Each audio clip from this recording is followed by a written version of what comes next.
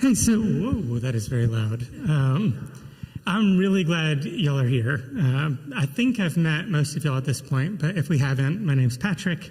I'm the pastor here, and I'm really grateful. I cannot take any credit at all for the conversations that will be coming up over the next couple of weeks. Will Bryan has done an incredible job of helping us find really incredible experts who are doing intentional work in our city to have an effect on environmental policy and justice in our community here.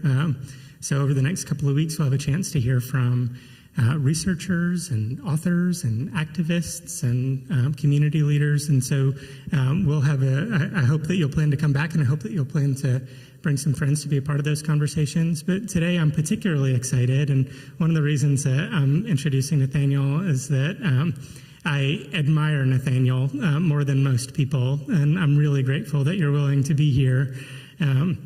We'll hear some of Nathaniel's story along with some of the work that he's continuing to do in the city now. But one of the things that I hope that you'll speak to is just Nathaniel has a moral compass that I envy, and that he's able to step away from really prestigious projects because he's so rooted and grounded in his call to work in the work of justice in our community. So Nathaniel Smith is the founder and the Chief Equity Officer at Partnership for Southern Equity, and has been doing some incredible work in our city for a long time. And so I really want to turn all of our attention and time over to him. I also want to just, as a note, I know we've got some folks who are participating virtually, so this is being live streamed, which means that it will exist in perpetuity, so just be aware of that, especially UHP. I'm particularly worried. But please do bring questions and comments and concerns. As I said, Nathaniel's been very active in the community, and Will has also been very active in the community and will help moderate any conversation that might come from what Nathaniel presents to us. Cool beans? All right. Well, Nathaniel, I will turn it over to you. I'm very grateful that you're here. Oh, my goodness. Thank you so much. I think I need to take you on a road. How about that? So let me do this. Let me do this because I want to get, because I feel like I'm home to a certain extent. I'm always happy and excited to be here in this house of worship. I always believe that at the end of the day, the work that we do around climate and justice is more moral than anything. It's about right or wrong. I think to a certain extent, we focus so much on making the business case for why we need to take care of our planet and our most vulnerable that we've forgotten our relationship with the planet and people, in particular the most vulnerable. It's a spiritual one. Our relationship from a spiritual level came long before capitalism or socialism or libertarianism or any other type of ism. So it's always important for us to acknowledge that first, because in my opinion, we will never be able to buy our way out of injustice. We will be required to stand up when other people are afraid and speak truth to power, not because of the earthly bosses that we serve, but the big boss. That is our responsibility, to be courageous, because we have an assignment as keepers of our planet and of our most vulnerable to stand up when it is uncomfortable. So, this conversation is really about more than anything. We call this conversation specifically, and thank you for bringing me, a conversation about environmental justice, right? But to me, as I said before, it's common sense, in my opinion, right? It's about how can we make sure that we are in communion with all living things in a way that is just and inclusive. Right? How can we make sure that as we live on this planet, we are being good servants of the Most High and stewards of our planet, knowing that we are in communion with it, and at the same time understand that the history of humanity, unfortunately, has horrible stories of exploitation and extreme extraction. in ways that have not only affected the quality of our planet in terms of the extraction of fossil fuels that we are dependent upon to fuel our economy, but also 400 years ago, there was another power that was used to fuel our economy, and that was slavery. So before the power of electricity was honed, the power of free labor was honed in a way that helped to create an economy now that is more focused on profit than people. So anytime I talk to people about this conversation around climate and in particular the challenges that we face around our extractive economy and its effect on our planet, I always remind people that you can't really have that conversation, especially in the American South, if you're not also willing to talk about the exploitation of Africans and the use of free labor in the way that grew this economy and helped to perpetuate this insatiable appetite for profit. Because if we don't do that, then as we continue to have these conversations about how do we lower carbon emissions, then it will continue to lean more towards how can we use this as a way to make more money for the people who are in power versus how can we create a more sustainable and regenerative society, which really has to start first with repair and healing. That's the only way we're going to get there, right? So I sit in these conversations with these green capitalists, and they talk so much about how can we create ways to make more money, more money, more money, more money, but it's not about healing our planet, and it's not about finding opportunities to heal our communities. So what are we really doing then? What is this conversation really about if we're just replacing one oppressive economy with another? I believe that at this moment and at this time, we have an opportunity to be even more human and not devolve in the ways that I believe we're doing today. So when we have this understanding about our relationship between our planet and our most vulnerable, and how both have been used in ways to expand and grow our economy in ways that have been unjust, then we also have to understand that there are certain communities that are being disproportionately harmed by that way of being, right? And that is what the environmental justice conversation is about. It's about how are the ways that we are creating energy disproportionately hurting Black folks and historically disinvested communities of color, right? Who are also impoverished, who, because of the history of structural racism and its effect on our land use decision making, more times than not are living around these areas of pollution.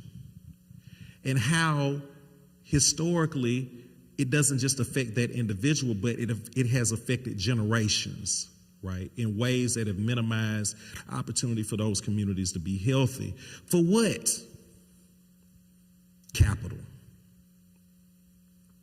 So again, for me, it cannot be just about when we talk about the clean energy revolution, right? When we talk about working to transition off of fossil fuels, when we talk about, lowering our emissions, it just can't be about that.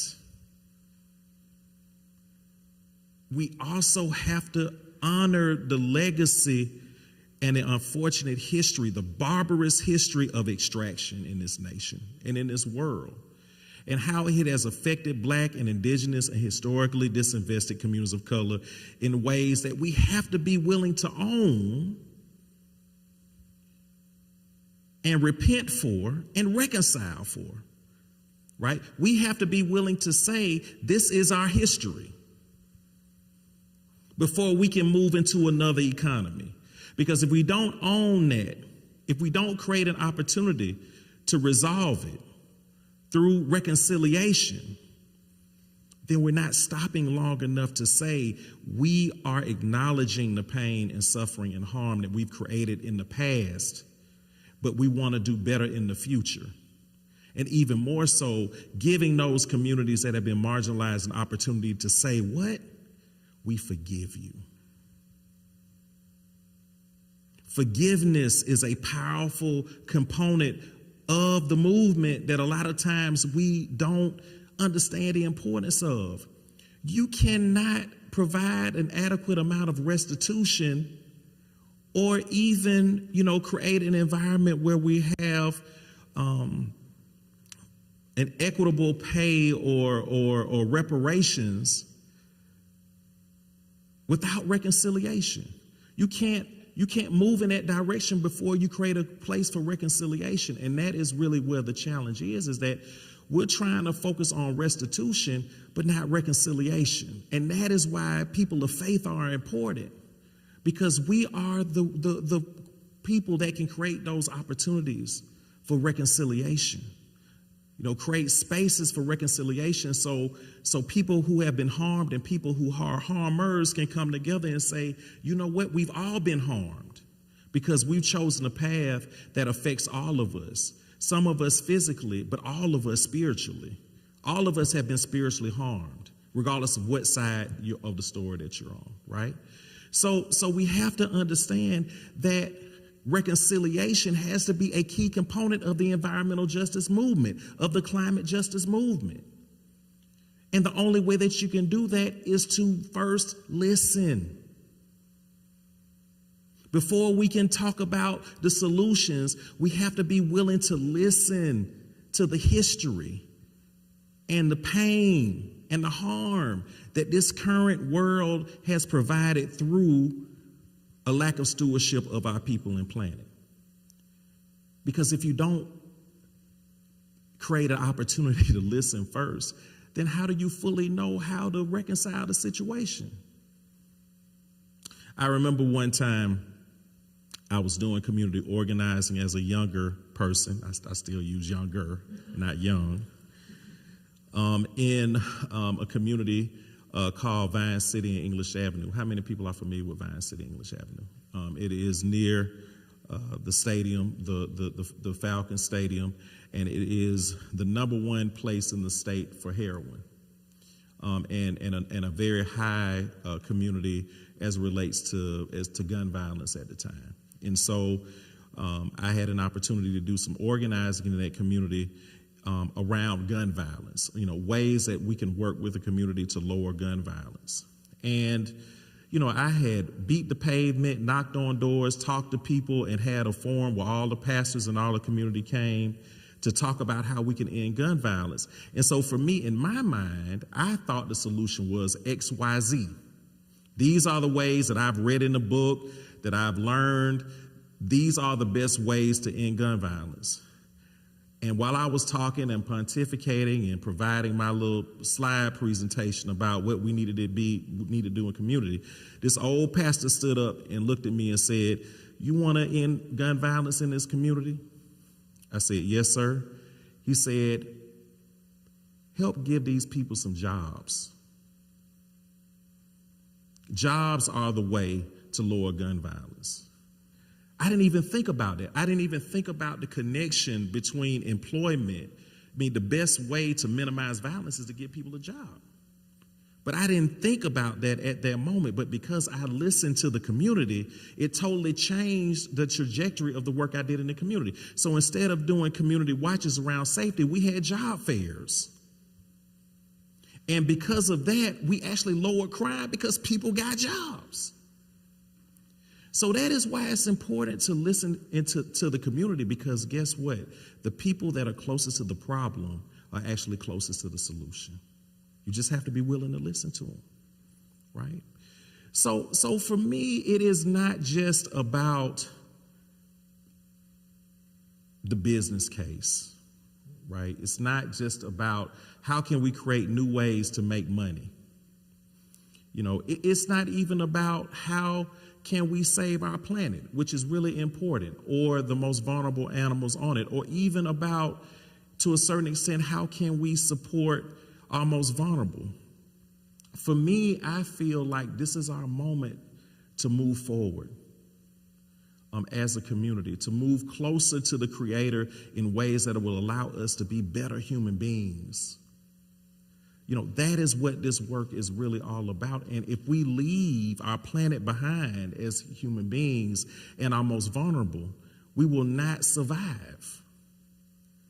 Because in my opinion, and again, I rarely use this terminology because I am a former researcher, but I'll use it. In my opinion, I believe that our destiny as human beings is connected to how we treat our most vulnerable and how we treat our planet.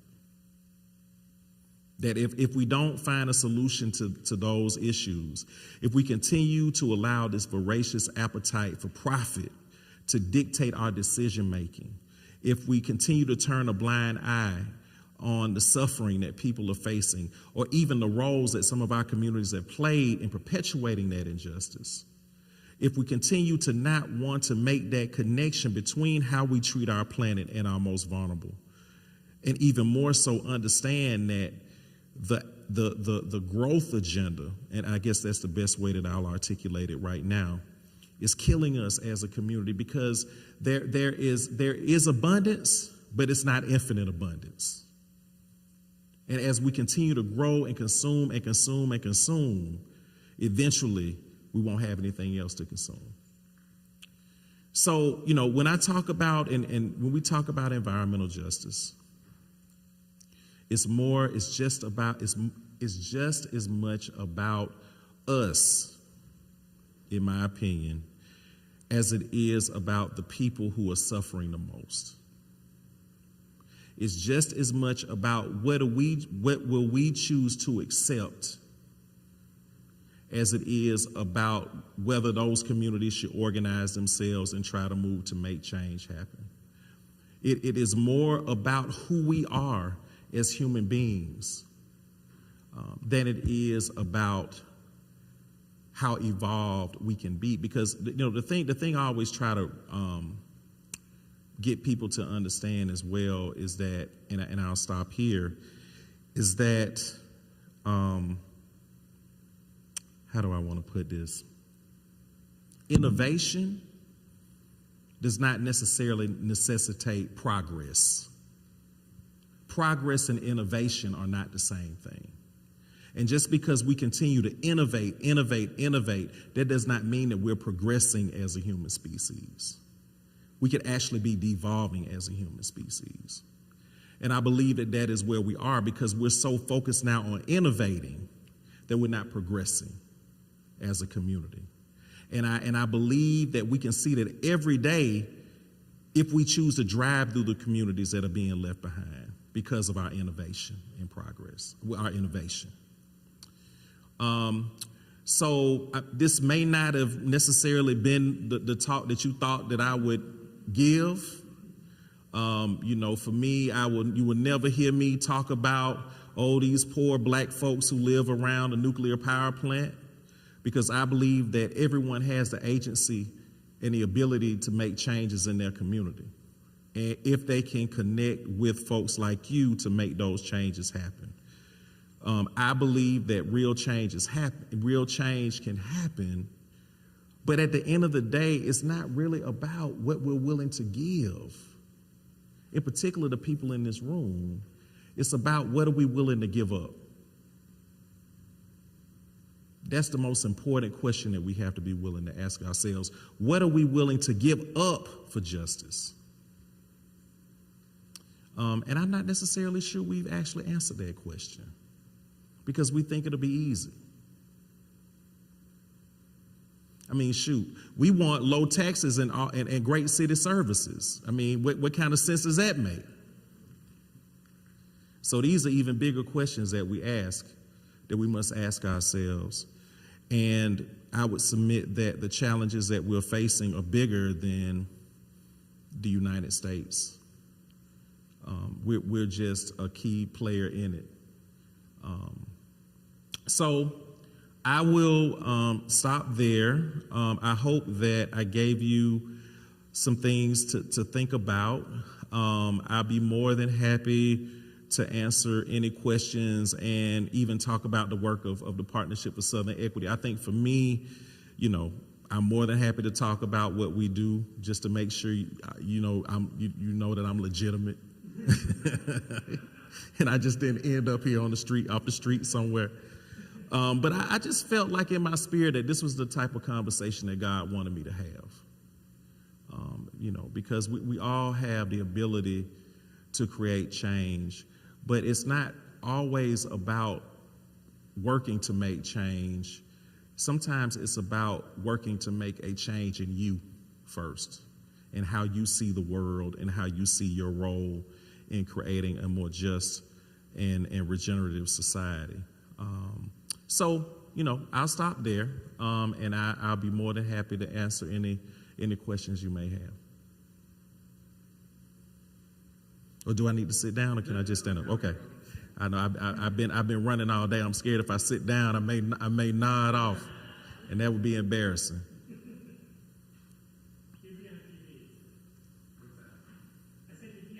Yeah, well, I'll end up a meme somewhere. Somebody, probably Georgia Power will use it or something. Okay, sure. I work for an organization that is active in the Southeast, and I think in some ways the challenge of doing environmental work is greater in this region than in a lot of other parts of the country. Yes. The way we try to look at it is that it's also an opportunity in terms of, if we can figure out how to do it here, we can figure out how to do it anywhere else. I agree. So I'm curious just where you see bright spots through your work in the South, where are people doing the work? Yeah. What examples kind of stand out to you as like really things that we can, see tangible. Well, there are different levels, right? Yeah. So for example, you have philanthropy, and we have to start there, in my opinion, because that is where some of the biggest problems have been, as it relates to the reinforcement of what I call a plantation culture of philanthropy that has minimized the opportunities for Black people to be self-sufficient and to really grow organizations that can fight against structures of power. But one foundation in particular that I have a great deal of respect for is the Mary Reynolds Babcock Foundation out of Winston-Salem. They do a lot of great philanthropy in the areas of environmental justice and climate, but they also understand that it starts with the people first. And the Mary Reynolds Babcock Foundation out of Winston-Salem, but they are a regional foundation. And actually, my dear friend and person that my right hand actually is now at the foundation. He's the chief equity officer at the Babcock Foundation, Dwayne Patterson. Some of you may remember Dwayne. So that is a great organization that's doing good work. I wouldn't be telling the truth if I didn't say the Partnership for Southern Equity, right, is doing really strong work, in particular. Around not only locally but nationally with the work we're doing around the Justice 40 Accelerator.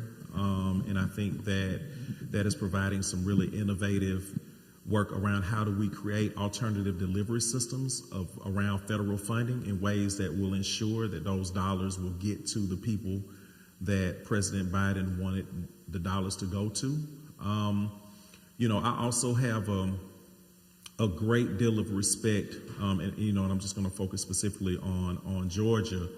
Of course, and you'll be hearing from one of these people, the West Atlanta Watershed Alliance, WAWA, and the great work that they've done in terms of water issues and green infrastructure issues, so critical. I mean, we talk about environmental justice. We don't talk a lot about parks and green infrastructure, but when you think about it, most poor communities are built in low-lying areas, and so they are more susceptible to flooding as a result of those developments. And so, green infrastructure, how do we utilize parks as a way to mitigate the harm caused by extreme flooding is one important thing, but also from an equity perspective, we have to make sure that those parks are also supported also through policies that will ensure that people don't get displaced, right, as a result of the development of those parks, because some people in the field call it green gentrification, right? So you like the Beltline and these other parks, make housing more expensive and actually push the people out that are paying for it. So West Atlanta Watershed Alliance is another great organization that is doing some really good work on the ground. trying to see if there's some other ones that really stand out, and I'm really trying to be specific about a certain type of leadership, right? That is moving the work in ways that I'm really kind of encouraged by. I had to think about it. In Georgia, in particular, there's some great work happening on the coast. Through the Community First Alliance, which is a group of pastors in Brunswick, Georgia, that we work with. And actually, we started with them. One of the key leaders, who's a commissioner, went through our Just Energy Academy, but he also kind of called us in after Ahmaud Arbery got murdered. But it turned into a deeper conversation about environmental justice, and so they're doing some really great work. They have their own leadership program now, and are really working to activate Black folks on the coast, and so I'm really excited about that. I think those are the ones that I'm just thinking about right now. I'll probably be kicking myself on the way home, and maybe it's because I'm tired. But there is good work. I think the key though is how do we collaborate in ways that will create a more efficient and effective ecosystem, right? So one of the challenges that we have in the South is that our civic ecosystem is very weak, right? Because of the lack of funding and support. So for me, it's never been about PSC becoming this big organization, right? It's always been about how can we find ways to support frontline groups and work with traditional environmental groups in ways that can create this tapestry of engagement for liberation, right? And so, I think that is the big question that we got to think about, is like, how do we not just grow these different organizations, but how can we encourage all of us to work together? But there's some good work happening, though. I believe that. And also on the city level, like the work that they're doing in Savannah, I'm really excited about around Solarized Savannah and some of the good work. I mean, we have some great folks in government that are really trying to move this work. My former Just Energy Director, Chandra Farley, is now over the Sustainability Office at the City of Atlanta. Really encouraged by that and looking forward to doing all I can to support her and to make sure that the city is continuing to move forward in that space. So, there's some good work happening in different places in different ways, But thank you for asking that question. Yeah, thank you. Yeah. I appreciate you. I think it's common to think about kind of environmental campaigns as like opposed to something, Right. and it's I think for most of its history been this kind of antagonistic relationship with either developers or it's bureaucrats. It's tough, man. Yeah.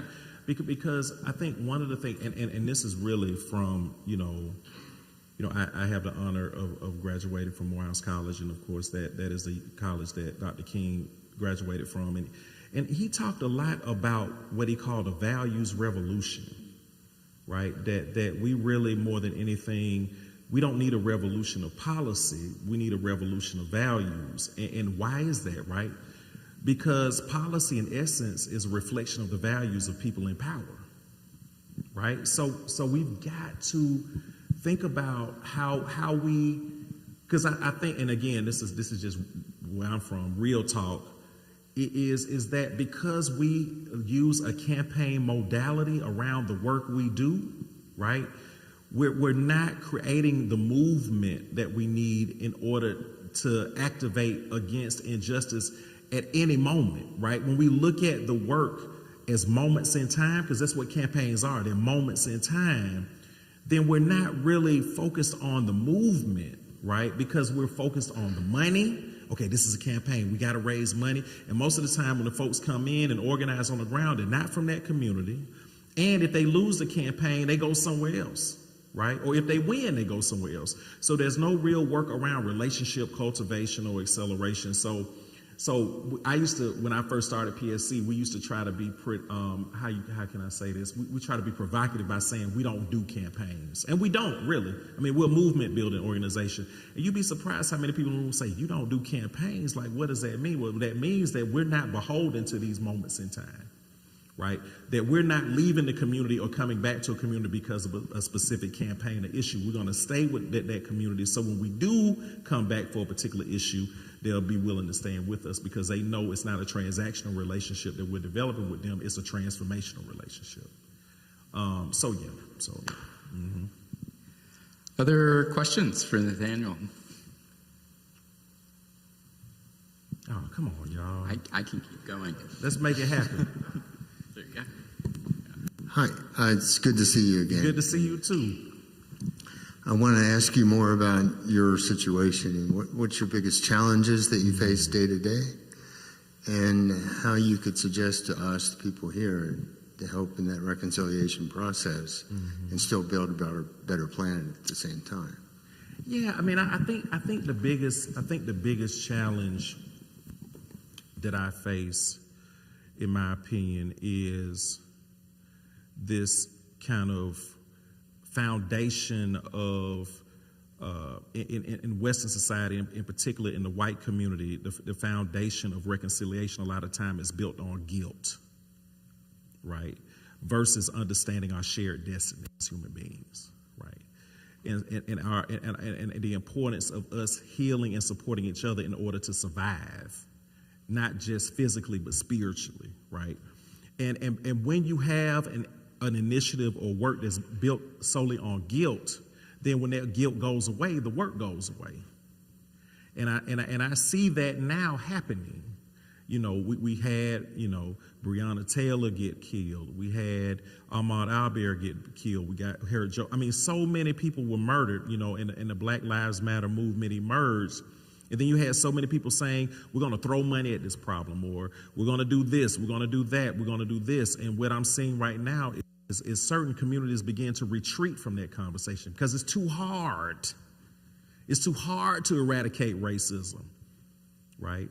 It's too hard to eradicate 400 years. People assume that you can do it in a grant cycle. You can't. Some foundations, you can't, right? So my big concern is more so that for the people who are not really committed to it, right, they can just argue that it was too hard and take a step back and go back to where we were. So for me, it's even about being more aggressive as an organization in moving this work forward. And now even being bold and courageous enough to say that it's not just about racial equity anymore. It's about being a pro-Black organization. Why do I say that? Because I believe, if you look at the statistics, that if you're able to support Black communities and bring them forward, that everybody will be brought forward. So it's not even about color. It's about where are the people suffering the most and how can we move them forward, right? But we have to be more bold in the way that we communicate about what needs to be done. And that's my biggest concern, is that people will run away from the real work before we get started. Because at the end of the day, equity is a way. It's not a what. So when you embrace it as a way, then it's about you and not just about what you do or what you give or what checks you right. Are you working to transform yourself in a way that will help to transform our communities? You can't say that you're for inclusion and justice, but your nonprofit has only white folks on your board, right? You can't say that it's about dismantling structures of oppression, and the one Black staffer you have in your organization is catching hell every day because they're being marginalized and ostracized and not respected.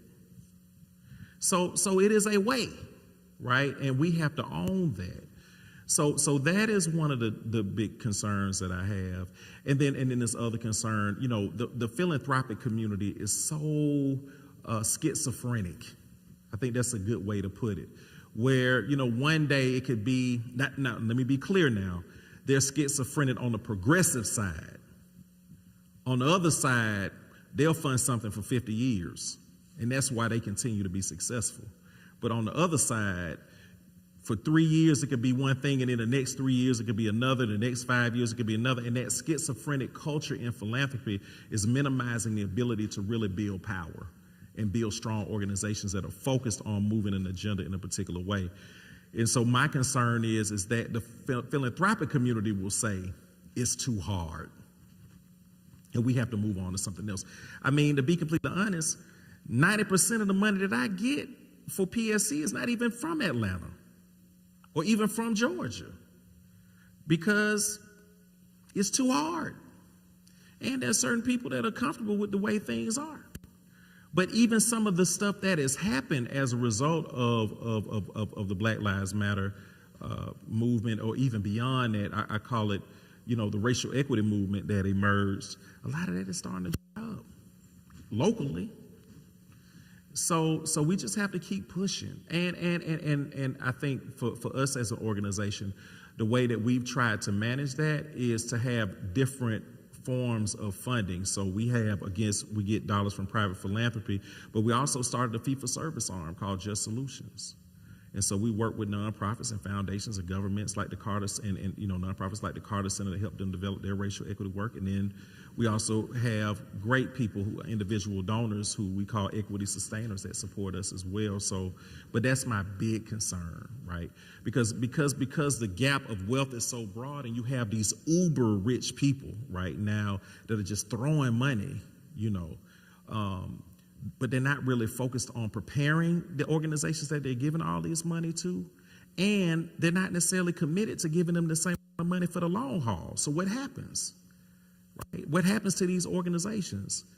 So yeah, those are the two things that I'm the most concerned about. Like people being too afraid to continue to run this race, and also philanthropy moving on to something else. Even though I believe that this is the fundamental sin of America and of the world is structural racism, and the way that it continues to perpetuate itself in many, many ways. And we will never be able to become who we need to be as a nation until we deal with that. So do you see the 40% justice, the Justice 40 movement helping in any way in that?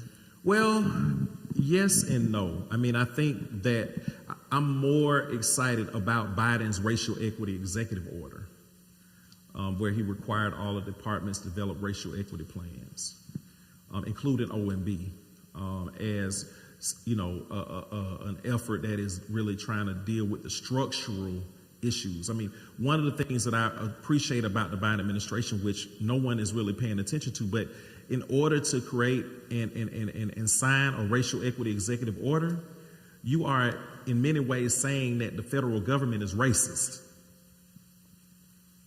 right? And so that's one of the things that we have to acknowledge, is that the history of the federal government has not been too kind to Black people and other communities of color, right? So we have to change that, and that's what I think his executive orders are doing.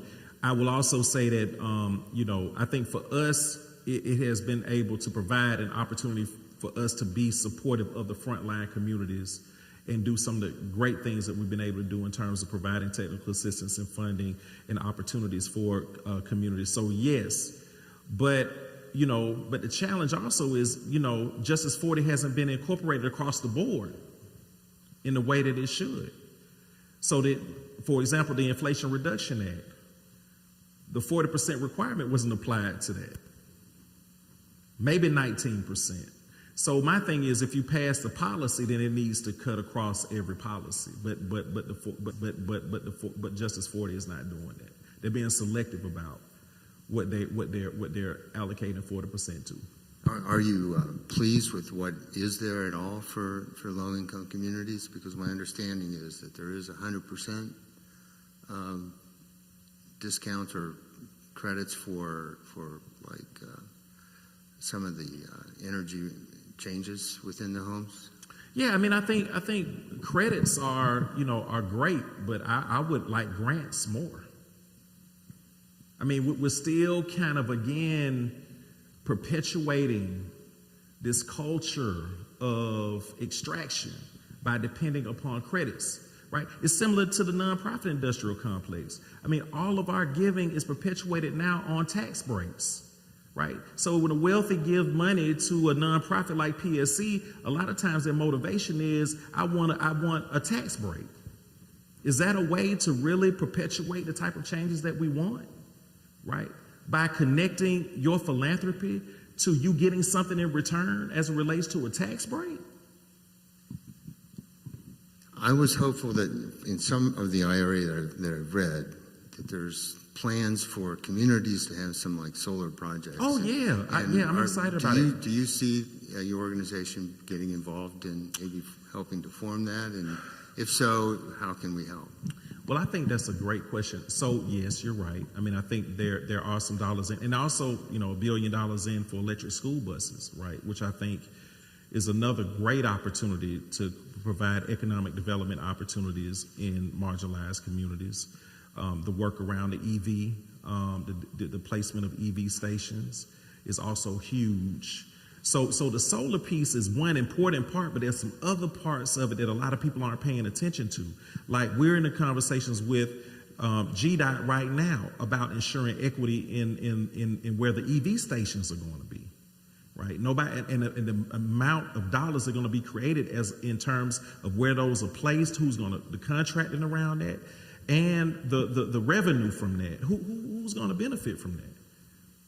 Right now, it's not equitable, but we're trying to engage around that conversation. I have an opportunity to sit on an advisory committee for the World Resources Institute around the school bus movement, the electric school bus movement, and of course, Bluebird is in Georgia. But there's so much opportunity in retrofitting old school buses. It's cheaper for old school bus to be retrofitted to become an electric school bus than to create a whole new electric school bus. Who's going to do that work? Huge opportunities. So then we get back. So before we even get to the solar work, let's talk about energy efficiency. Still, the most important aspect of saving our planet, in my opinion, is about making our homes more energy efficient and places more energy efficient. Who's doing that work? There's money in there for that. And also the solar. I mean, I think the solar piece is important. I think for me, to answer your question, I think that there's an opportunity for us to get involved. I mean, one of the things that PSC is doing, we got some support from the NBA Foundation to create a youth-centered green jobs agenda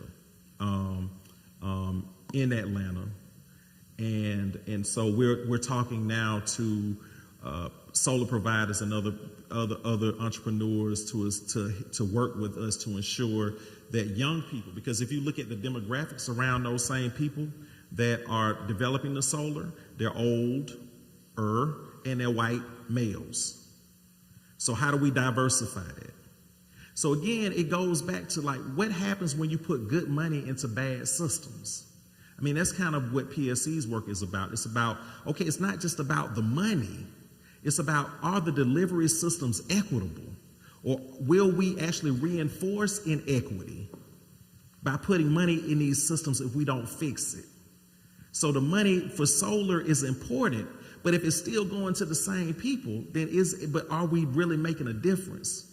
Right, for those communities. And so we're trying to do what we can. So I can definitely connect you with Sterling Johnson, who's leading our Green Jobs agenda. So that was a long way around the church to say, yes, we are doing some work, but not just around solar, but also around energy efficiency and retrofits, also around EVs, also around electric school buses. And the weatherization is also yes, in there. Huge, important work.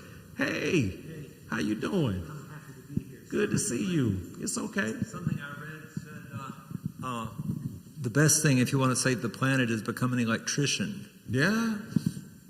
So I mean, it's real. Is that included in your plan? Well, I mean, we're still, I don't want to talk in front of my staff. I mean, they're still ideating and really kind of thinking through what the strategy is. And also, too, one of the things I'm really excited about is, so PSC has an initiative called Yes for Equity. It was a national nonprofit called Youth Empowered Solutions that we acquired out of, they were in Durham.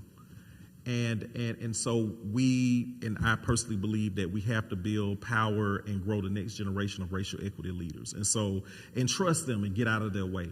So this is a project that we're getting out of the way of and allowing the young people to develop because we believe that they need to.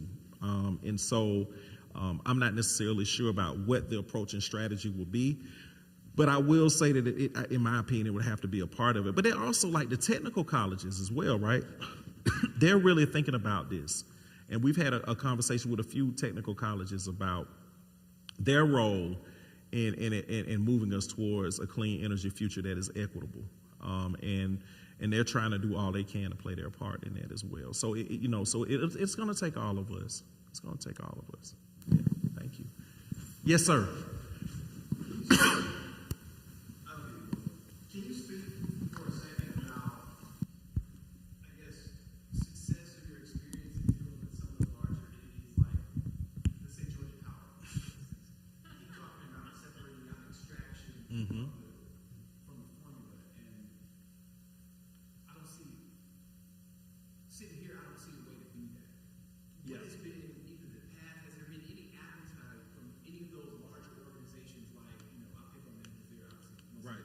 No, I get you. other generators here, but think about Georgia Power. Have you seen any success, or is there any willingness on their part to start to think about this more holistic approach, like the benefit of all? Because it seems to be driven by capital. Everything I've read. It is. Doesn't seem to be steering away from that. Even when we see green stuff, that's a lot of times it's greenwashing, it's marketing type stuff. Right. Even when the leadership of Georgia Power has changed complexions, right? It's still, and that's what I'm saying. Equity is equity. Right. It's about, shareholders. And sometimes it's not about that, So a couple of things, so I think that it takes a and I'm going to be as true and as transparent as I can. Until we change the Public Service Commission, right? Until we're able to get people like my friend Patty Duran and other people on the Public Service Commission, this is just a waste of time. Because without the Public Service Commission, the only option that we have is the federal government.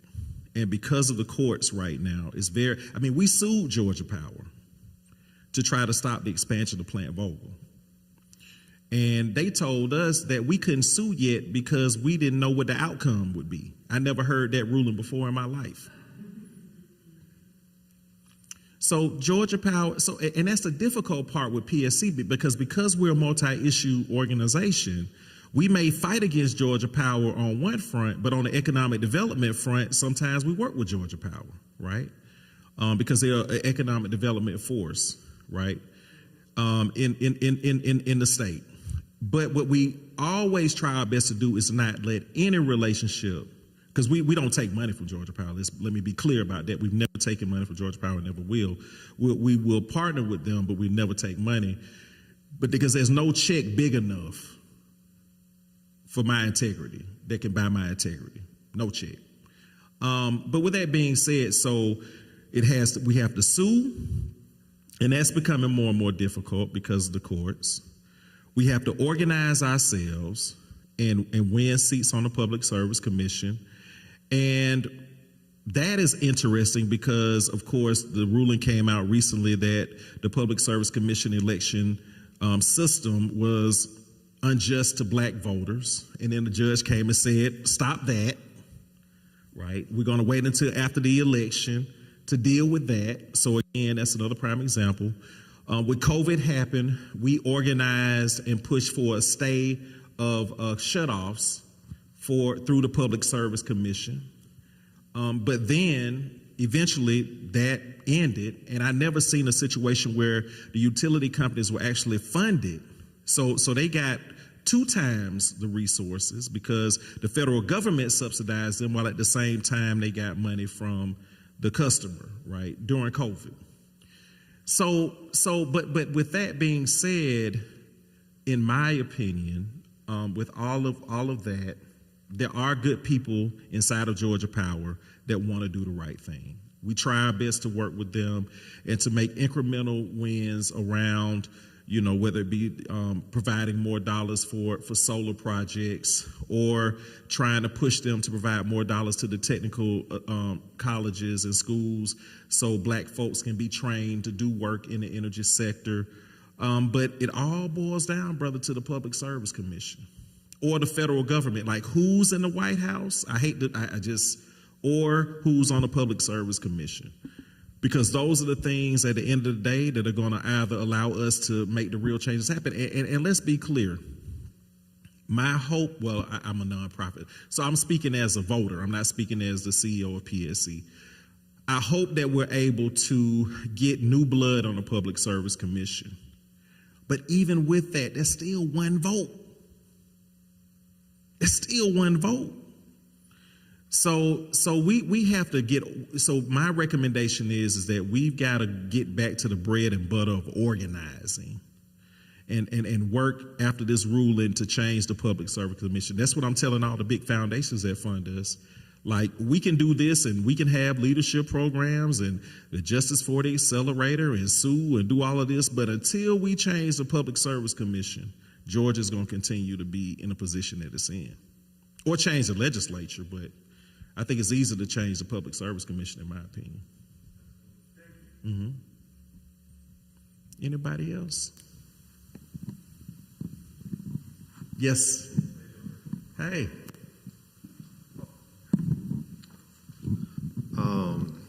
Yeah, thank you for everything. That this is just cool seeing everything, like boots on the ground kind of thing. I guess what I'm thinking about is tying slavery more to colonialism, because to me that's more of like the global issue, and I'm looking at this more of like the global problem.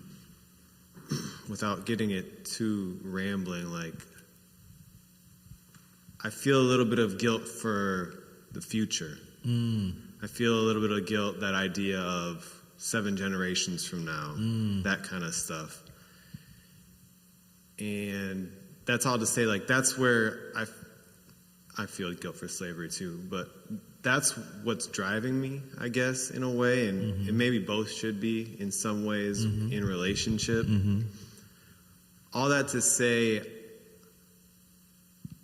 how are we thinking about how to scale this worldwide?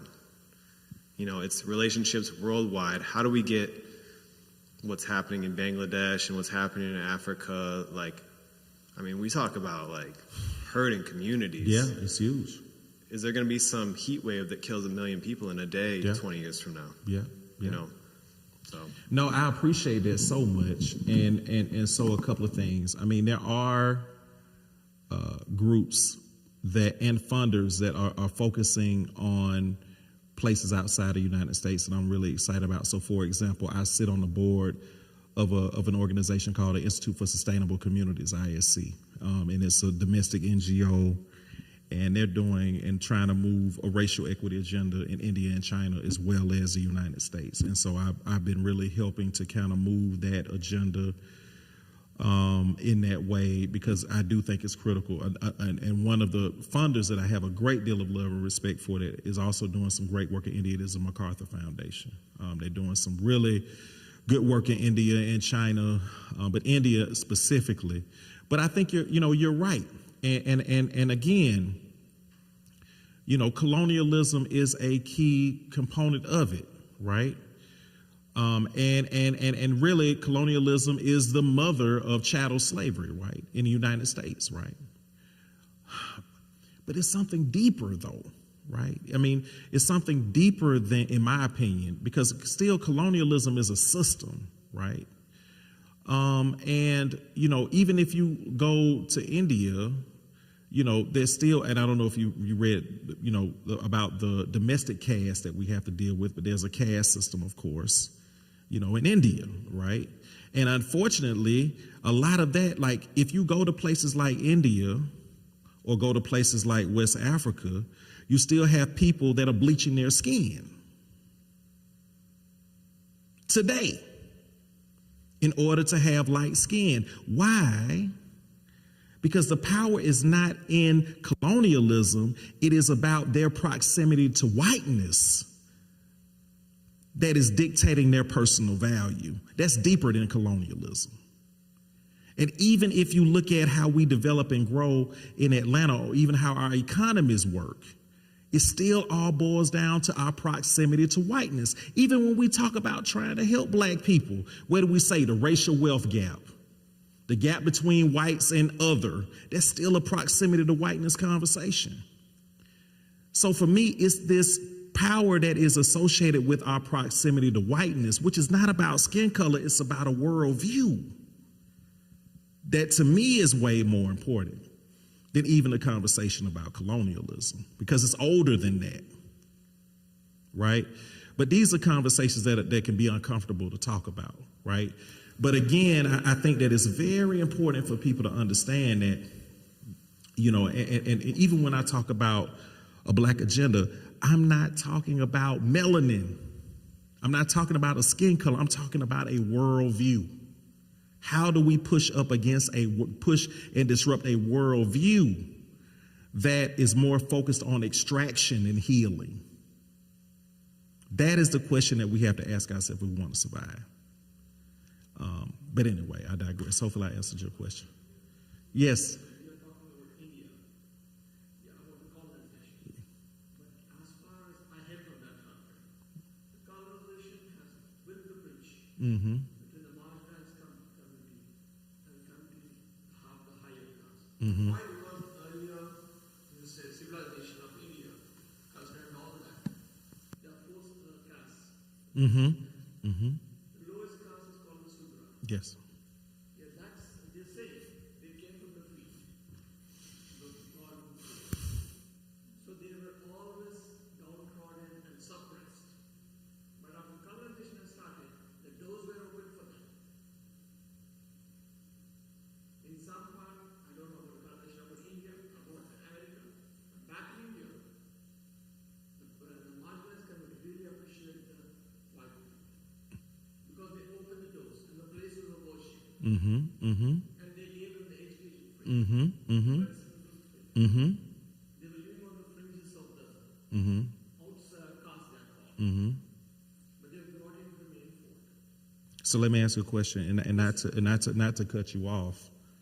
And this is a very this is a real question that I'm asking. And you're talking about the houses of worship that brought the Indians in and took care of them. So, but when they looked up and saw Jesus, what did Jesus look like? See, for that, now, back in India, they're not seen as the white. Well, I'm just saying, but when they looked up and the missionaries showed you, when the missionaries put the pictures of Jesus on the wall, what did Jesus look like? That's what I'm saying. They have never pictured Jesus as a white man. Interesting. Interesting. Invisible spirit. Well, America needs to learn from India then, if that's the case, because. In India are idol worshippers. Mm-hmm. Even today, 83% of the total Mm-hmm. population Mm-hmm. worship idols. Some sort of an image they played. When the colonization started, they said we don't have any idols. Idol worship is the same. It's a spirit. It is freely given. Irrespective of the caste or the creed, That's fascinating. the richness of the poor of the person. Mm-hmm. You want the spirit, you can take it. And since they have opened themselves, and white man coming to their doorstep, rather than native coming to their doorstep, they said there is a person who cares for us. So the conversion has started. Interesting. The conversion has started. But still today, the Christian population is only 3% of the total population. Mm-hmm. Because Did you say Islam and Hindu and Hindu is the biggest? Mm-hmm. what happens around us? This 3% of the population is a minority. Mm-hmm. Because in the villages, because of the peer pressure of that community as a whole, they have a dual religion. Mm-hmm. They worship the idols Mm-hmm. on the festive time. Mm-hmm. And the hearts of hearts, they worship Christ. Because still they think the Christianity is the white man's religion. It has got nothing to do with our country, Right. either with the culture or with our civilization. Mm-hmm. But still, people are getting changed because of the faith. And I think, you know, as someone who embraces the Christian faith, you know, I believe that Christianity is not a white man's religion. However, it has been used by the white community as a weapon, right? And so historically in places around the world, right? And so I guess my question is, and again, I would love to talk to you offline because I would love to just learn more from you about what is happening on the ground. I think that to a certain extent, if you replace the caste system with a system that's built on skin color, then, well, I'm not saying that that's happening. I'm just saying that I know just from our perspective, from in the States and from what we've experienced, which is different from what I'm hearing, is that religion was really used to create an environment where white people were venerated in ways that moved the black community into being looked at as beneath that particular community. I mean, even in terms of some of the biblical doctrine that, which is not in the Bible, but the Shem, Ham, and Japheth and Noah story about how black people were created black, and all of this other type of stuff that is just not true. So, but fascinating, and I would love to, I'll give you my information because I would love to learn about what's happening, not just for me, but so I can share with my, the staff of ISC and the work that they're doing in India. I would love to kind of try to find a way to help to learn and be even more helpful. Anyone? Yeah, and you were telling around a white man's vision, Christ, Jesus Christ. You say, Jesus Christ is an Asian. He came from Israel, Jerusalem, Palestine. It's all a continent from our continent. Yeah, that was a very hot areas, right? You say, Yeah, it'd be kind of difficult to, yeah. he's not a white man. Yeah. White man just related to him. But you'd be surprised how the reaction that you may get for some, especially the fundamentalists, if you have that conversation. I remember I was doing some organizing in rural Georgia, and I don't even want to talk about that, but it was an interesting dialogue that I had there about racial equity in rural Georgia. I'll just leave it at that. I also worked back in India with this social outcast. Oh, yes. So what we do is to bridge them, because most of them were ignorant of the opportunities available for them. Because of their ignorance, because of the taboo, you name it, or the education part and all that. They say, no, we are born to do this, only to do this. We will not come out of that. But we used to catch a few youngsters who really wanted to get out of that system. And we used to really nurture it.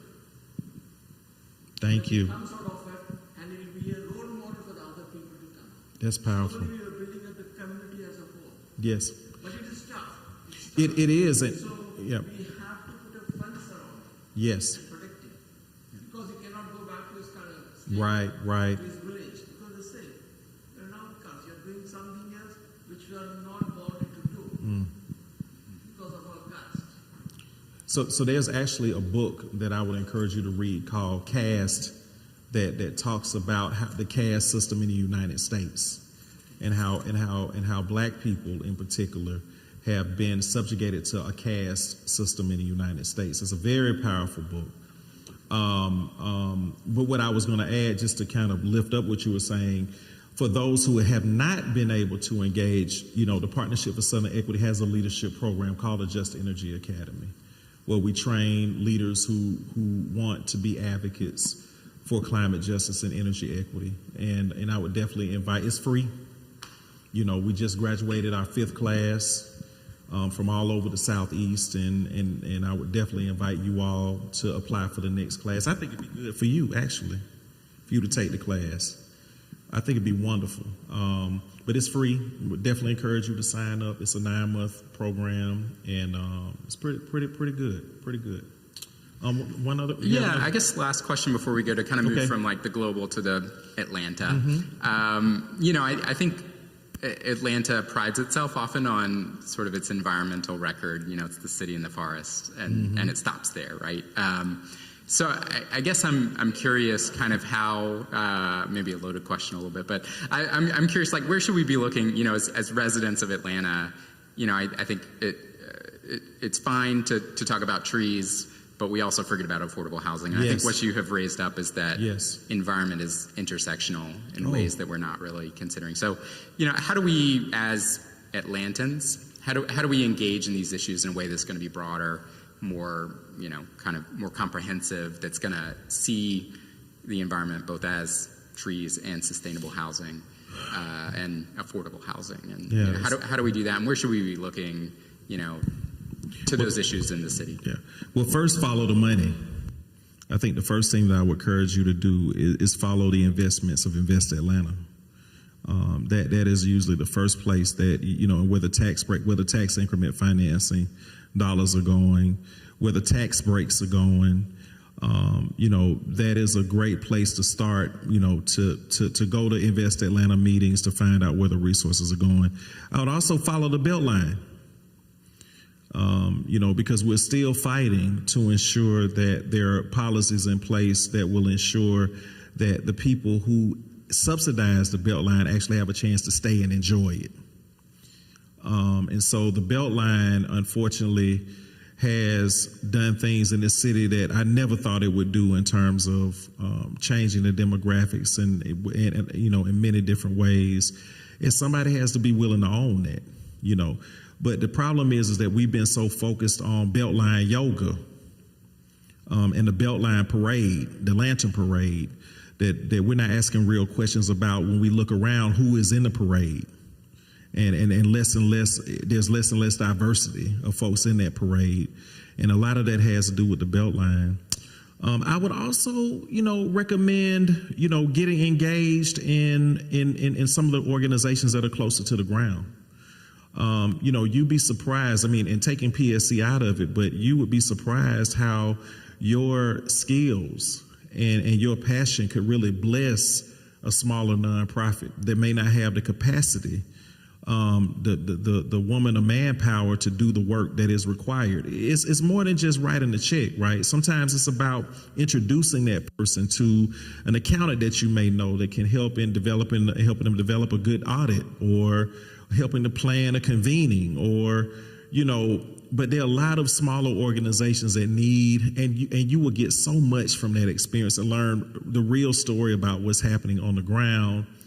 I think those are really kind of key things. And also too, if you don't have a relationship, if you live in Atlanta in particular, and you don't have a relationship with your city council person, we have right now the most progressive city council we've ever had. We've never had a progressive city council president, a progressive city council, and a progressive mayor. So this city council is definitely a lot more receptive to many of the things that we've talked about. And the beauty of it is a lot of those folks on the city council I've watched grow up in this work and they have become great advocates for equity. So I would definitely engage your city council person as well, because there are a lot of things happening right now in the city that will influence the city for many, many, many years to come. But start at Invest Atlanta, though.